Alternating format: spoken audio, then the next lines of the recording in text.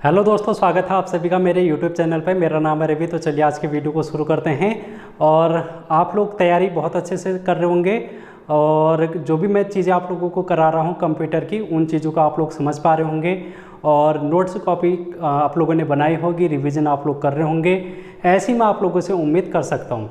तो चलिए आज की वीडियो को शुरू करते हैं। इसके अलावा आप लोग बता सकते हैं कि आप कहाँ से बिलोंग करते हैं और किस एग्ज़ाम की आप तैयारी कर रहे हैं, जिससे कि मैं आप लोगों के बारे में भी थोड़ा थोड़ा करके जान सकूं कि आप लोग कहाँ से मेरे वीडियो को देखते हैं।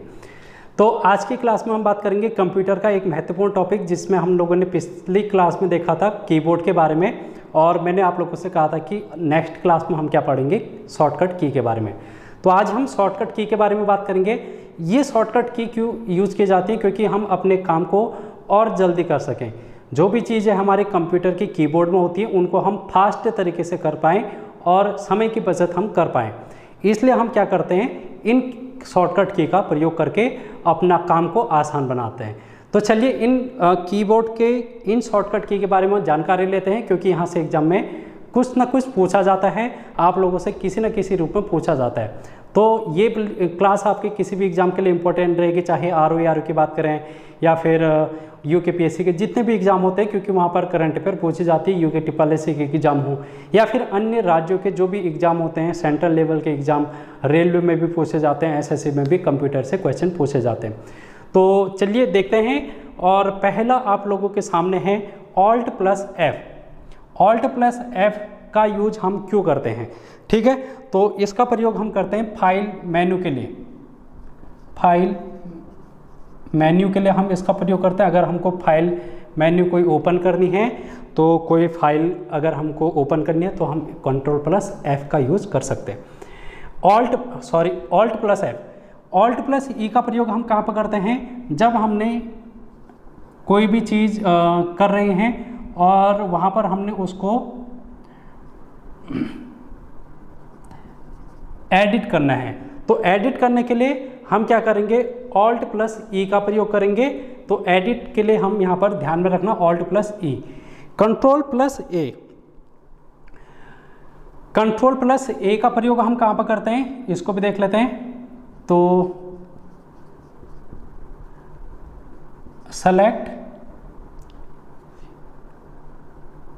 Select all. जैसे अगर मैं बात करूँ, ये कोई भी चीज़ हमने कंप्यूटर की स्क्रीन है, इसमें हमने कुछ लिखा है, ठीक है, यहाँ पर भी कुछ लिखा है, यहाँ पर भी कुछ लिखा है। अगर मेरे को इस पूरे कॉन्टेक्स्ट को, जो भी मैंने लिखा है, इसको सेलेक्ट करना है और उसको कहीं दूसरी जगह पेस्ट करना है या फिर कुछ भी करना है, तो अगर मेरे को यहाँ से लेके यहाँ तक जो भी चीज़ें मैंने लिखी है उसको सेलेक्ट करना है, तो हम Ctrl+A का प्रयोग करके सेलेक्ट ऑल कर देंगे, यानी कि वो सारी चीज़ें क्या हो जाएंगी, मेरी सेलेक्ट हो जाएंगी। उसके बाद Ctrl+X का प्रयोग अगर हम करेंगे तो कैसे करेंगे, देखो, इसका प्रयोग हम कट करने के लिए करते हैं। जो भी चीज़ आप लोगों ने Ctrl+A दबाकर सेलेक्ट की थी, अगर आप लोग Ctrl+X दबा देंगे तो वो सारी चीज़ें कट जाएंगी, यानी कि वो सारी चीज़ें यहाँ पर से गायब हो जाएंगी इस तरीके से, ठीक है। अब Ctrl+C, जो भी चीज़ आप लोगों ने यहाँ पर सेलेक्ट की थी, ऑल आप लोगों ने Ctrl+All करके Ctrl+A दबा के सेलेक्ट किया था सभी को, उसके बाद आप लोगों ने Ctrl+X करके कट कर दिया है। अब आप लोगों ने इस फाइल को या फिर इस डॉक्यूमेंट को किसी अन्य डॉक्यूमेंट पर सेव करना है या फिर अन्य स्थान पर सेव करना है। जैसे आप लोगों ने ये MS वर्ड में काम कर रहे हैं, तो आप लोगों को अगर इसको पेंट वाले उस पर या फिर किसी अन्य डॉक्यूमेंट में अगर आप लोगों को PPT वाले पर इसको पेस्ट करना है, तो कैसे करेंगे, Ctrl+C। यहाँ पर आप लोग क्या कर देंगे, इसको कॉपी कर देंगे, Ctrl+C करके कॉपी कर देंगे। अब आप Ctrl+V दबाकर इसको क्या कर देंगे, पेस्ट कर देंगे, ठीक है। तो सबसे पहले काम आप लोगों ने क्या किया, Ctrl+A से पूरे के पूरे टेक्स्ट आप लोगों ने सेलेक्ट कर दिए। Ctrl+X करके आप लोगों ने क्या कर दिया, कट कर दिया। Ctrl+C से आप लोगों ने उस कॉन्टेक्ट्स को कॉपी कर दिया और Ctrl+V से जो भी चीज़ यहाँ पर लिखी गई थी उसको आप लोगों ने यहाँ पर पेस्ट कर दिया, ठीक है। इसके बाद आप लोग यहाँ पर देखेंगे शिफ्ट प्लस INS इंसर्ट, तो इसका प्रयोग भी हम पेस्ट करने के लिए करते हैं। तो ये भी एक आप लोगों को ध्यान में रखना है, शिफ्ट प्लस INS। होम का प्रयोग कब करते हैं, देखो होम का प्रयोग कब करते हैं इसको भी देखो, goes to beginning of current line. अब ये मैंने लिखा है goes to beginning of current line, यानी कि जो भी आपकी वर्तमान में लाइन चल रही है, जैसे आप लोग ने यहाँ पर लिखा, कुछ भी आप लिखते चले गए और यहाँ पर भी आप लोगों ने इस तरीके से कुछ भी लिखा ABCDEF। अब आप लोग F से A में जाना चाहते हैं, यहाँ पर आपका कर्सर आना चाहिए। आप लोग ऐसा सोचते हैं कि आपका कर्सर A पर लाना है, यानी कि इस लाइन के करंट में लाना है, इस लाइन की बिगिनिंग में लाना है, स्टार्टिंग में लाना है। तो आप क्या करेंगे, होम बटन को दबा के अपना कर्सर F से तुरंत शिफ्ट करके A के वहाँ पर ला सकते हैं। या तो आपका काम ऐसे होगा कि आप माउस से यहाँ पर लाएं। अगर आप माउस का प्रयोग नहीं करते हैं, आपका माउस खराब है, अगर आप कीबोर्ड का ही सहारा लेके करना चाहते हैं तो होम प्रेस की करेंगे तो आपका जो कर्सर है वो यहाँ पर आ जाएगा F से। अब देखो current control plus home goes to beginning of current document. यहाँ पर क्या था, ऊपर क्या था, लाइन था। इस बात को समझना, जब हमने होम बटन दबाया तो हम उसी लाइन के करंट में उसी लाइन के स्टार्टिंग पॉइंट में आ जा रहे हैं। लेकिन अगर हम कंट्रोल प्लस होम बटन दबाएंगे तो हम उस डॉक्यूमेंट के, जैसे अभी तक हम लोगों ने F तक लिख लिया था, अब कंट्रोल प्लस होम बटन मैंने दबा दिया तो हमारा कर्सर सीधे यहाँ पर आ जाएगा, जो हमारे डॉक्यूमेंट है जहाँ से हमने शुरुआत की थी वहाँ पर आ जाएगा। तो ये भी आप लोगों को ध्यान में रखना है। अब एंड बटन का प्रयोग कहाँ पर करेंगे, goes to end of current line. अब आप लोग, जैसे मैंने यहाँ पर लिखा ABCDEFGH, अब मैं यहाँ पर हूँ, जैसे मैं अभी C पर हूँ, मेरा कर्सर C पर है। अब मैं चाहता हूँ कि मैं H पर चला जाऊँ सीधे, यानी कि इस लाइन के अंतिम में चला जाऊँ, एंड में चला जाऊँ। तो मेरे को क्या करना पड़ेगा, एंड बटन को दबाना पड़ेगा, एंड की को प्रेस करना पड़ेगा। इसी प्रकार एक और लिखेंगे आप लोग CTRL, control plus end. Control plus end का प्रयोग कब करेंगे, goes to end of current document. आप लोग लिख लेना करंट डॉक्यूमेंट के एंड में, जैसे आप लोग यहाँ पर हैं अभी, जैसे आप लोग ऐसे आते लिखते चले गए यहाँ पर पहुँच गए, इस C के यहाँ पर ABC यहाँ पर पहुँच गए। अब आप लोगों को पहुँचना कहाँ पर है, इस H पर पहुँचना है, जो कि आप लोगों का डॉक्यूमेंट का अंतिम बिंदु है, एंडिंग पॉइंट है।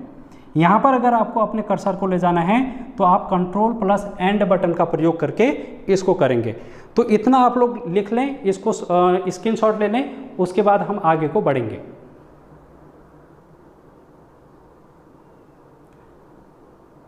अब आपके सामने कुछ और मैंने शॉर्टकट कीज लिखी हैं, इनके बारे में भी हम देखते हैं एक एक करके।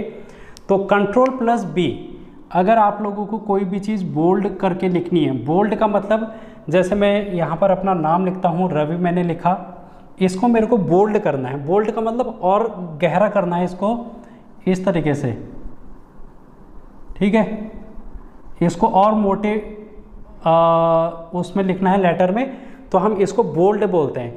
तो कोई भी चीज़ मैंने लिखी है, अगर मैं उस पूरे को सेलेक्ट करके लिखता हूं और उसमें कंट्रोल प्लस B करूंगा तो वो पूरी की पूरी कॉन्टेक्स्ट, पूरा का पूरा डॉक्यूमेंट बोल्ड हो जाएगा, यानी कि मोटे अक्षरों पे लिखा हुआ हमको देखने को मिलेगा।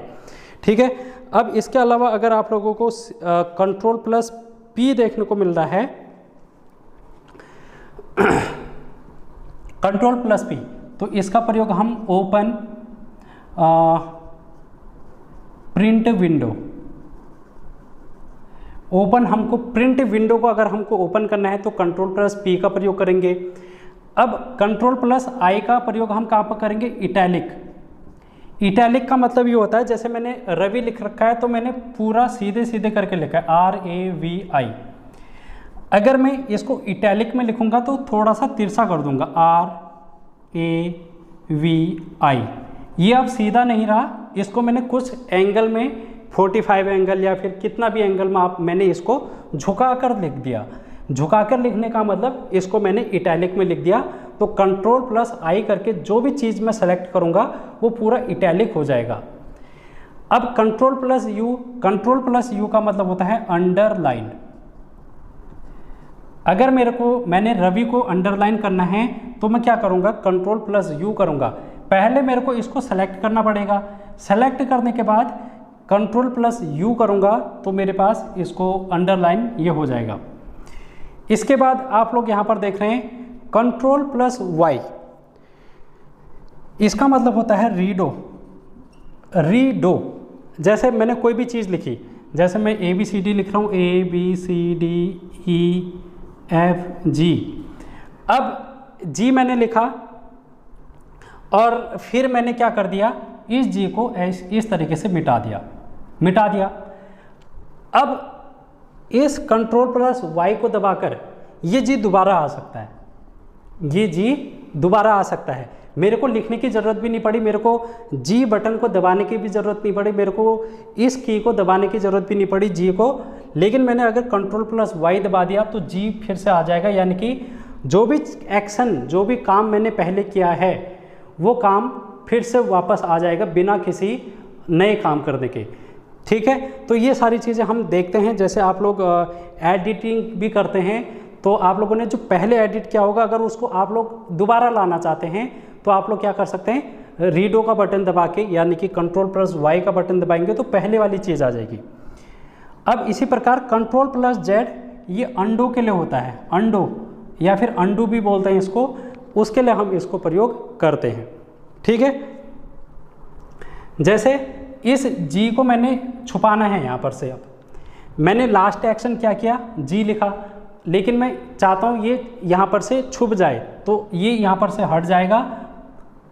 कैसे, जब मैं कंट्रोल प्लस जेड अप्लाई करूँगा या प्रेस करूँगा, यानी कि जो लास्ट एक्शन मैंने किया, जो मैंने अंतिम कार्य किया, उसको अगर मेरे को छुपाना है, हटाना है, तो मैं क्या करूँगा, कंट्रोल प्लस जेड का प्रयोग करूँगा।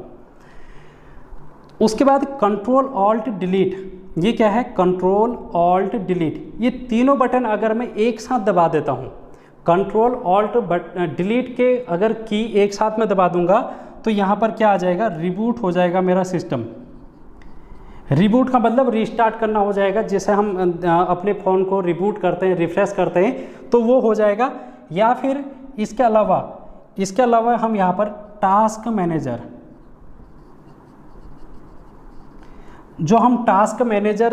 जो भी हमने टास्क परफॉर्म किया होगा अपने कंप्यूटर पर, अपने लैपटॉप पर, उसको देखना चाहें कि कौन सी एप्लीकेशन रन हो रही है, कौन सी एप्लीकेशन कितना बैटरी यूज कर रहा है, कितना स्टोरेज यूज कर रहा है, कौन सी एप्लीकेशन रनिंग है, यानी कि जो भी मैंने काम किया अभी प्रीवियस कुछ टाइम में अपने लैपटॉप में, वो सारी चीज़ें मेरे को टास्क मैनेजर के रूप में देखने को मिलेगी अगर मैं कंट्रोल ऑल्ट डिलीट बटन दबाता हूँ।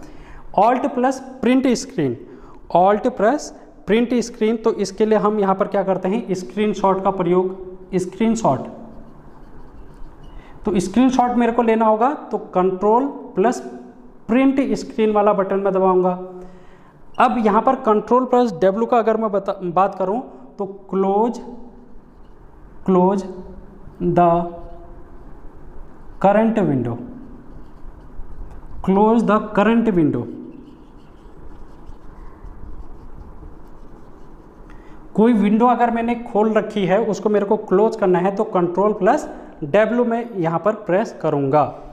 अब यहाँ पर है ऑल्ट प्लस एंटर, ये ऑल्ट प्लस एंटर का प्रयोग कहाँ पर किया जाता है, इसका प्रयोग किया जाता है ओपन प्रॉपर्टीज।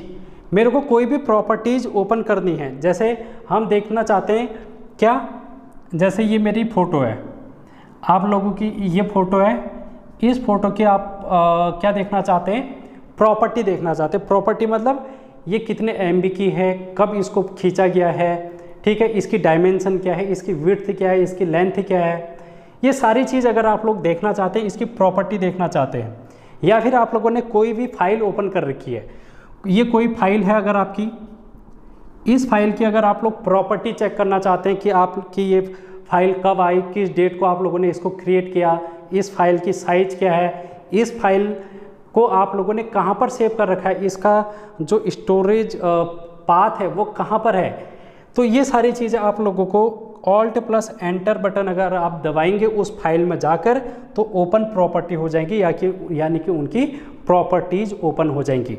तो ये था आप लोगों के लिए इम्पोर्टेंट, ठीक है। तो और इसके अलावा आप लोग जैसे Alt+Tab, एक बटन और बता देता हूँ, Alt+Tab,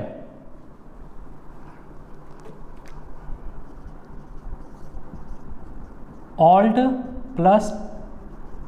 वाला बटन अगर आप दबाते हैं, इस की को प्रेस करते हैं, तो तब क्या होता है, जैसे अगर आप लोगों ने यहाँ पर हम लिख सकते हैं